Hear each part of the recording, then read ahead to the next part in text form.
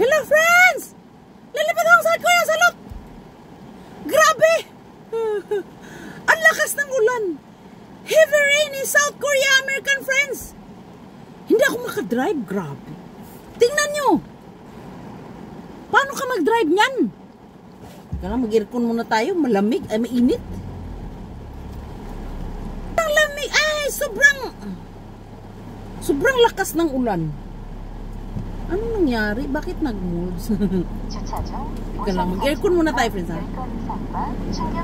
Narinig nyo? Did you hear that, American friends? Rain. Oh my gosh.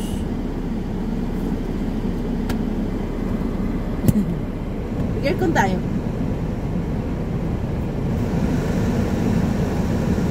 Ano nangyari? Ow! Bakit na front yun? Saan ang aircon? Andali lang, friends, ha? Wait for a moment, American friends. This is Lilibet Hong, South Korea, Hansalot, stranded. It's raining a lot in South Korea, American friends. My gosh. Ang lakas ng ulan. Ingat kayo, ha? Take care. In South Korea, how can you drive? Oh my gosh. Kita nyo ba? Paano ka mag-drive niyan? Naku. Baha na naman doon. Ay. Lilibet ako South Korea. Salud! Alam mo, friends, ang dami kong pagkain. Ay! Lamig naman, oy. Alam mo, di ka magutom sa car ko. Ito, oh. Dahil pagkain, kain tayo. Alam mo, friends, ang dami talagang pagkain dito. Grabe, oh.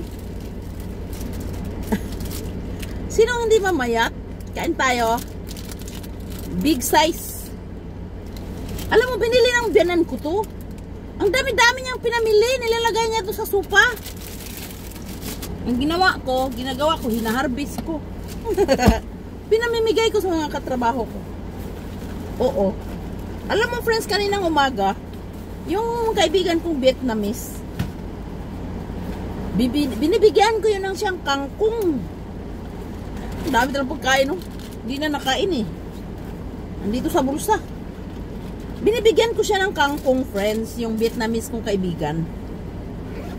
Magpatalastas mo tayo, ha? Mag 3 minutes na naman. Ang bilis naman mag 3 minutes, no? Nandito pa ako sa parking lot. Ayun, binigyan niya ako, oh. Mais. Sabi ko, ang daming mais sa bahay. Huwag mo akong bigyan.